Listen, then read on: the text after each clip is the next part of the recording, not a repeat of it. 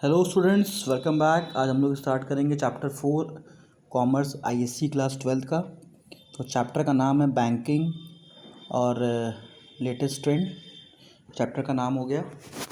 और मैं आपको फिर से बता दूं कि इसके पहले जो भी चैप्टर्स हैं आप उसको पढ़ लीजिए, ठीक है। और हमारे चैनल पे जो भी चैप्टर्स आपको मिलेंगे नोट्स फॉर्म में मिलेंगे।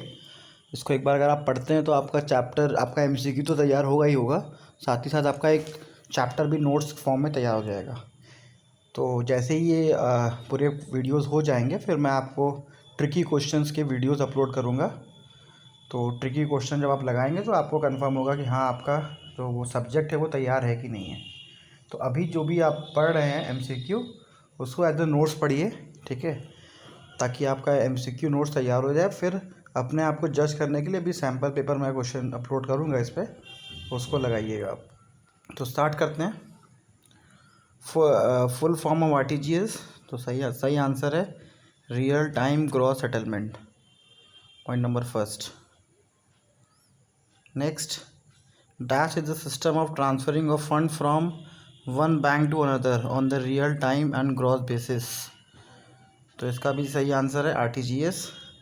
रियल टाइम ग्रॉस बेसिस लिखा हुआ है इसलिए इसका आंसर आरटीजीएस है। रियल टाइम ग्रॉस बेसिस क्या होता है अभी आगे क्वेश्चन में आपको डिस्कस करेंगे।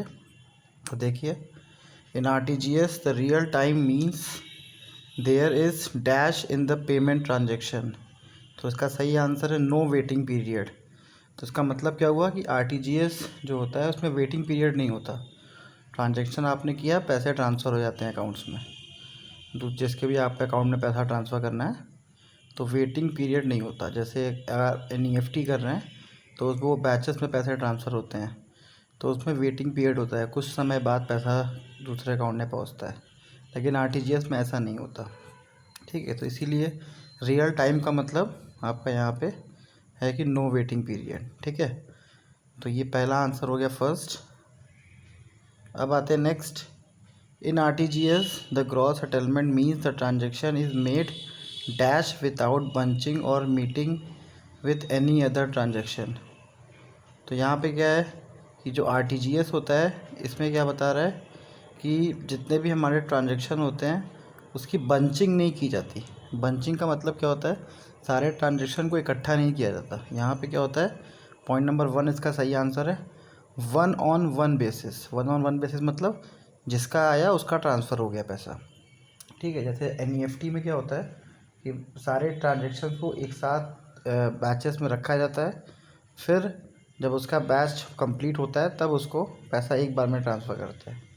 लेकिन आरटीजीएस में ऐसा कुछ नहीं है। यहाँ पे अगर आप पैसा ट्रांसफ़र कर रहे हो तो जैसे ही जिसका पेमेंट आया तुरंत वो जो सिस्टम है, जो सॉफ्टवेयर है, ऑटोमेटिकली उसके अकाउंट में तुरंत ट्रांजेक्शन कर देता है, ठीक है। तो यहाँ वन ऑन वन बेसिस होगा इसका सही आंसर। अब आते हैं नेक्स्ट।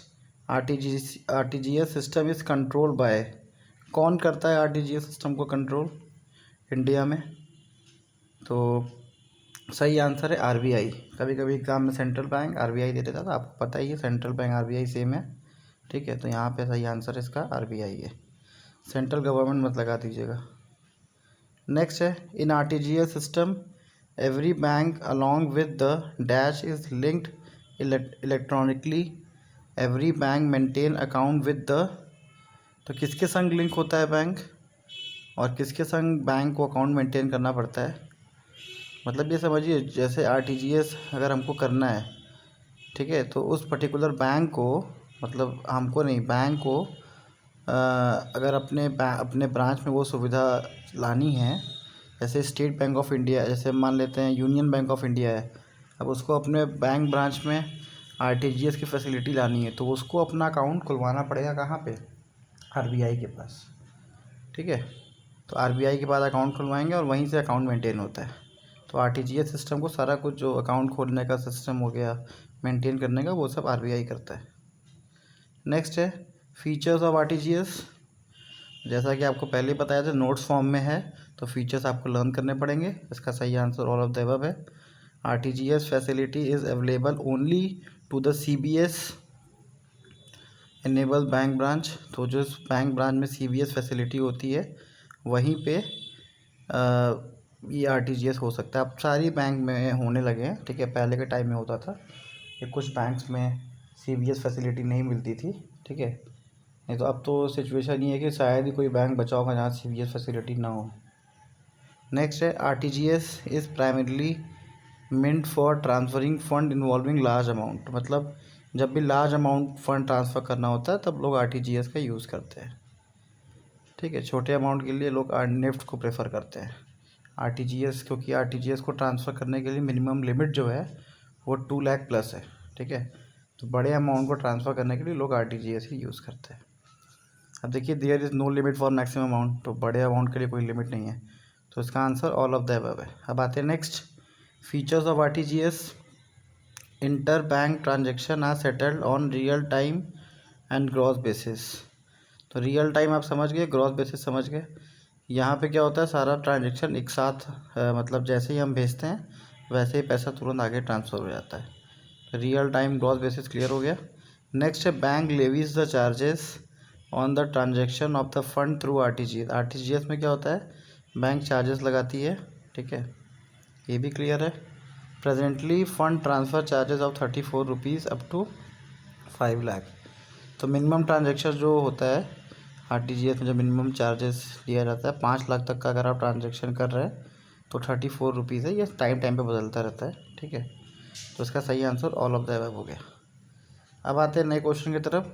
क्या है फुल फॉर्म ऑफ एनईएफटी? तो एनईएफटी का फुल फॉर्म क्या होगा?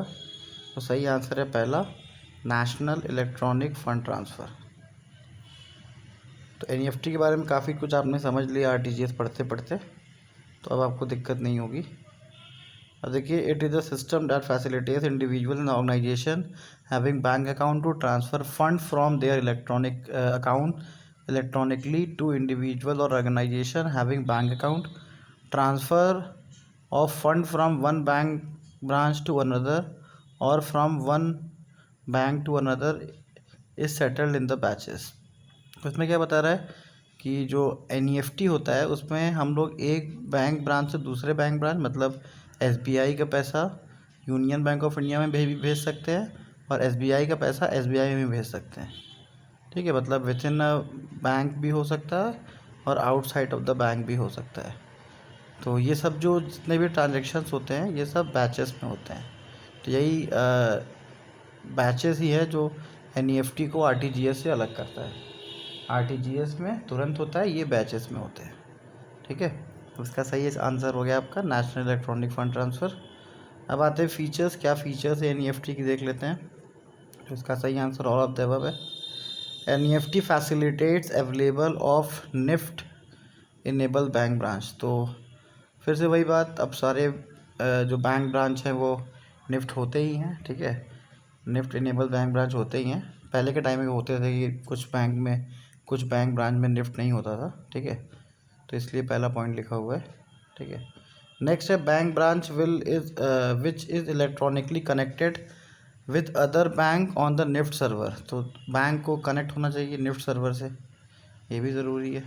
And has been authorise to the by the Reserve Bank of India for NEFT facility. मतलब बिना ऑथराइजेशन के आरबीआई भी जो है वो निफ्ट को भी रेगुलेट करता है। निफ्ट के भी जो भी ट्रांजेक्शन्स होते हैं वो आरबीआई, जैसे आरटीजीएस का आरबीआई रेगुलेट करता है वैसे निफ्ट के भी सारे ट्रांजेक्शन आरबीआई रेगुलेट करता है। बिना आरबीआई के परमिशन के बिना आप निफ्ट फैसिलिटी नहीं यूज़ कर सकते। बैंक के लिए बैंक को परमिशन लेना होता है। और क्या फीचर्स है? The inter bank transaction involve transfer of fund are settled in batches. तो इसमें क्या है, जो भी हमारे बैंक ट्रांजेक्शन होते हैं वो बैचेस में पैसे ट्रांसफ़र होते हैं, ठीक है। नेक्स्ट है the time duration is specified by the transferor taking place after the time is settled in the next settlement cycle. तो इसका साइकिल होता है जैसे 2 बजे का, 3 बजे का, 4 बजे का, सारे पैसे एक बार में क्लब होते हैं। तो 3 बजा तो एक बार चला गया, 12 o'clock के साइकिल में है तो 12 o'clock हुआ तो चला गया, 11 o'clock के साइकिल में है तो सारा पैसा अब 10 o'clock से इकट्ठा होता गया, 11 o'clock में आया चला गया। तो ऐसे पैसा जाता है, ठीक है। तो इस तरीके के साइकिल को ये एंटरटेन करता है NEFT. There is no lower और upper limit of the transaction. तो इसमें लोअर लिमिट और अपर लिमिट नहीं है, ठीक है। थ्रू देखिए यहाँ पे गलती से RTGS लिखा गया, यहाँ पे निफ्ट होगा पॉइंट नंबर 3 में, ठीक है, क्योंकि RTGS में तो लोअर लिमिट होता ही है, वहाँ 2 लाख होता है, मगर निफ्ट में कोई लोअर लिमिट नहीं है, आराम से आप पैसे ट्रांसफ़र कर सकते हैं, कोई चाहे जितना।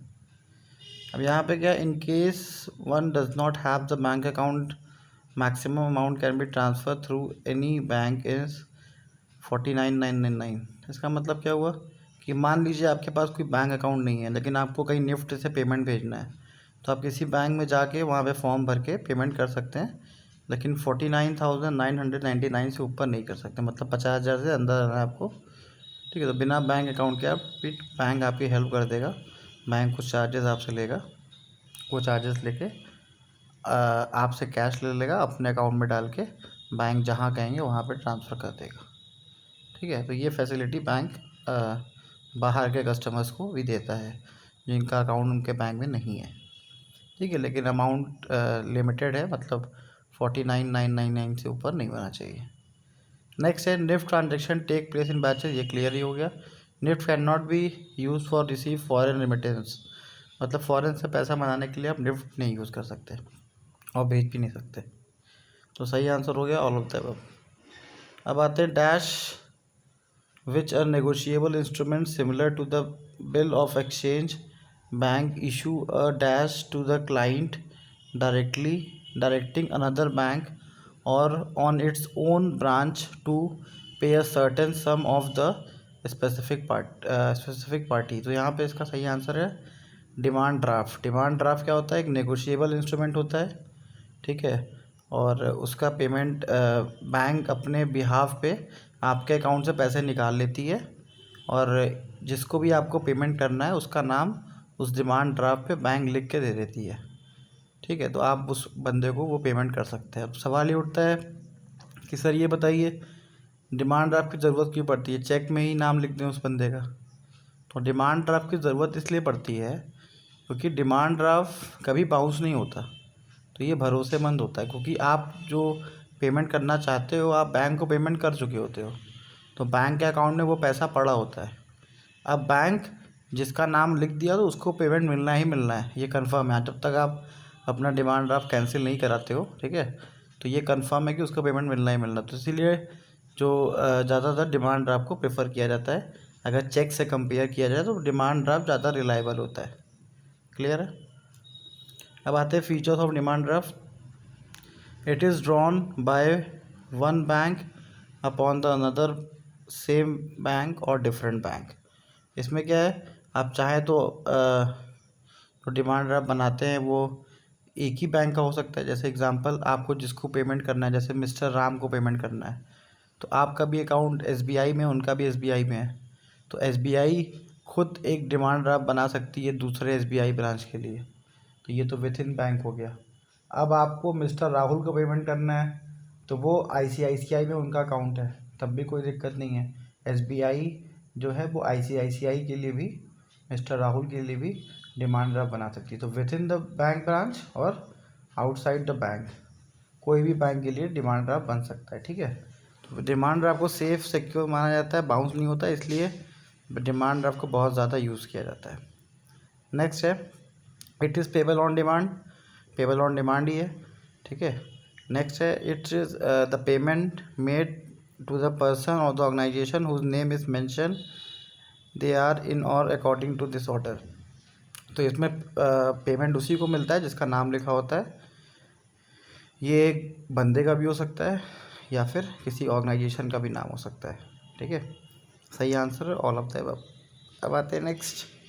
Dash means the banking transaction carried out with the help of computer system. Any user having a PC and a browser can access the bank website and avail the banking service. तो इसका सही answer है electronic banking, ठीक है। तो electronic banking जो है वो आपके पास अगर PC है, इंटरनेट है, अब तो मोबाइल से ही पॉसिबल है, तो आप कर सकते हैं। नेक्स्ट है इलेक्ट्रॉनिक बैंकिंग को ई बैंकिंग भी कहते हैं। तो क्या फ़ायदे हैं ई बैंकिंग के, देखते हैं। ऑल ऑफ द अबव सही आंसर है। तो पहला फ़ायदा क्या है कि आप 24/7 कर सकते हैं, 365 डेज़ कर सकते हैं, ठीक है। टाइम का कोई बाउंडेशन नहीं, चाहे जब पैसे आप ट्रांसफ़र कर सकते हैं, अपना बैलेंस देख सकते हैं।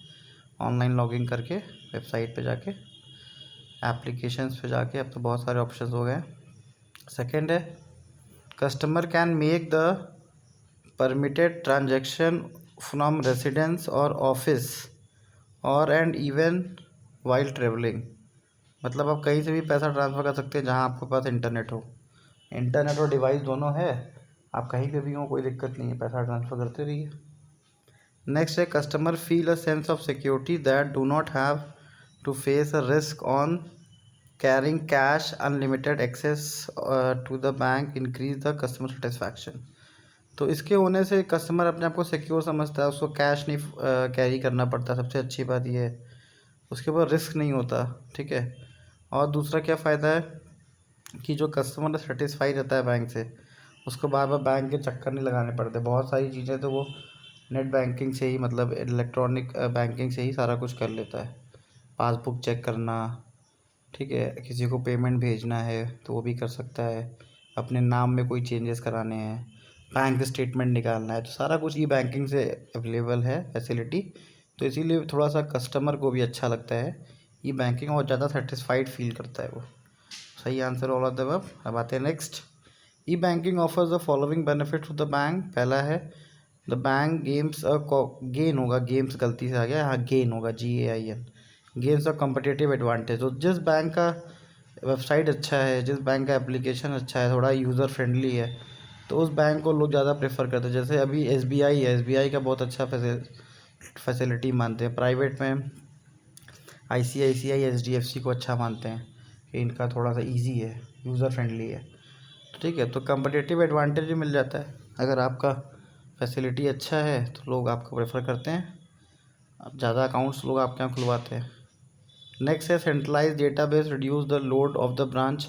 इससे होता क्या है, अब जैसे सारा कुछ आपको मिल जाता है एप्लीकेशन और वेबसाइट पे, तो बहुत कम लोग ब्रांच विज़िट करते हैं। खाली पैसा जमा करने वाले जो लोग होते हैं वही ब्रांच विज़िट करेंगे, या फिर पैसा निकालने वाले। बाकी जितना पैसा ट्रांसफ़र करना है, पासबुक चेक करना है, ये सब लोग सारा काम ऑनलाइन कर लेते हैं। कोई भी नाम चेंज करना है तो अपने से ऑनलाइन कर लिया सारा कुछ। तो ये सब फैसिलिटी से थोड़ा बैंक पे लोड कम हो जाता है। तो ई बैंकिंग का बहुत ज़्यादा मतलब योगदान है लोड कम करने का।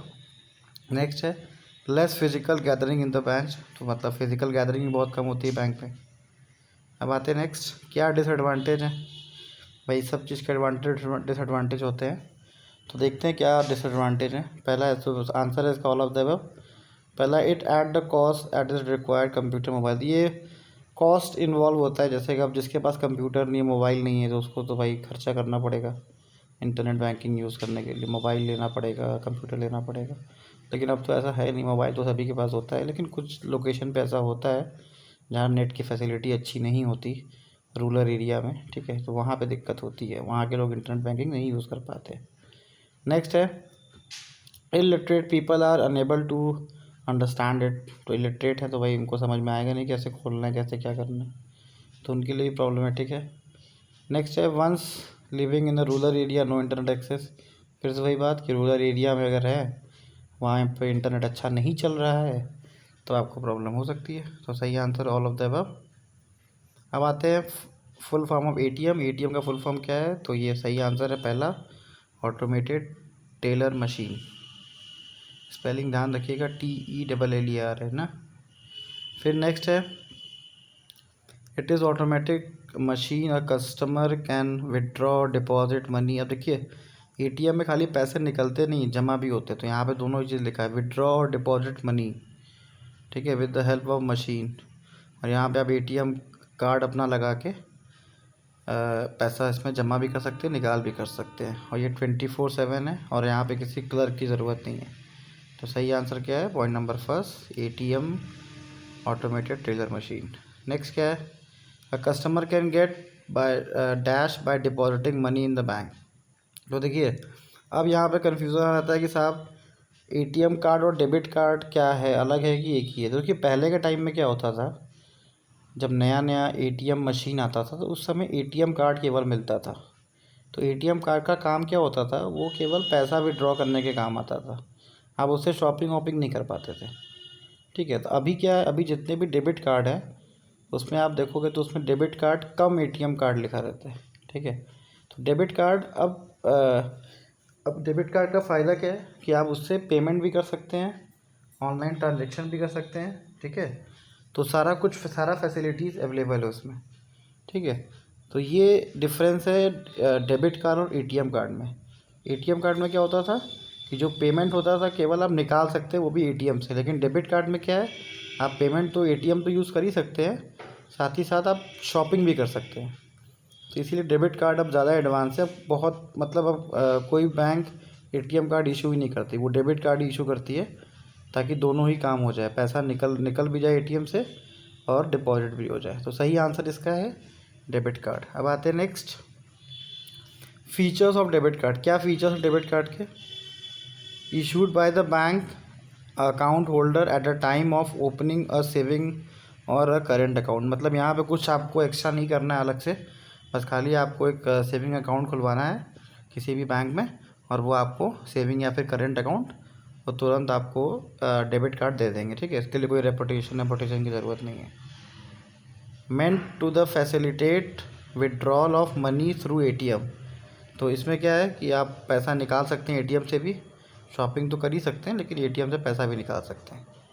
नेक्स्ट है given a cheque to the bank to transfer the money etcetera. मतलब आपके पास ये भी एक ऑप्शन होता है कि आप पैसे भी ट्रांसफ़र कर सकते हैं उससे, डेबिट कार्ड लगा के एटीएम मशीन में एक अकाउंट से दूसरे अकाउंट में पैसे भी ट्रांसफ़र कर सकते हो। ये सब फैसिलिटी भी डेबिट कार्ड में आपको मिल जाती है।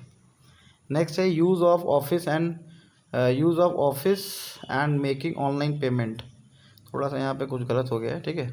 तो यहाँ पे यूज़ फॉर ऑफिस गलत हो रहा है ना, तो ऑफिस लिख सकते हैं कि ऑफिस के लिए यूज़ करते हैं और पेमेंट ऑनलाइन पेमेंट करने के लिए, ठीक है। और दूसरा है can be use to the customer to know the balance. मतलब अपना अकाउंट को भी बैलेंस भी चेक करना है, तो आप एटीएम से, मतलब जो आपका डेबिट कार्ड है उससे आप बैलेंस भी मशीन में लगा के चेक कर सकते हैं। तो सही आंसर है बोथ 1 और 2। अब आते हैं next, dash anybody have a good reputation can obtain from the bank. तो इसका सही आंसर है क्रेडिट कार्ड। अब क्रेडिट कार्ड के लिए गुड रेपुटेशन होना चाहिए, अगर रेपुटेशन अच्छा नहीं है तो आपको क्रेडिट कार्ड नहीं मिलेगा, ठीक है। A card holder can buy goods and services with the help of credit card then also without any balance in the bank account. तो क्रेडिट कार्ड में एक एक्स्ट्रा फैसिलिटी आपको क्या मिलती है, सारा वो काम करता है डेबिट कार्ड के जैसा ही, लेकिन एक्स्ट्रा फैसिलिटी ये मिलती है क्रेडिट कार्ड में कि आप यहाँ पे एक्स्ट्रा पैसा का शॉपिंग कर सकते हैं, ठीक है। जैसा आपका लिमिट इसमें फ़िक्स होता है, ठीक है। जैसे आपका 1 लाख का लिमिट है, तो आपके अकाउंट में पैसे नहीं भी है तो आप 1 लाख की शॉपिंग कर सकते हैं, और फिर आप चाहें तो एक टाइम के बाद पैसा वापस कर दें बैंक को, नहीं तो फिर उसको आप बाद में ईएमआई में कन्वर्ट करवा सकते हैं। वो आपके ऊपर डिपेंड करता है। तो ये एक्स्ट्रा फैसिलिटी है जो क्रेडिट कार्ड देता है, तो इसीलिए लोग क्रेडिट कार्ड थोड़ा पसंद करते हैं, ठीक है, क्योंकि अभी शॉपिंग कर लिया, बाद में पेमेंट करना है। तो अलग अलग बैंक के अलग अलग फैसिलिटीज़ होते हैं। नेक्स्ट आते हैं, features of credit card are as follows.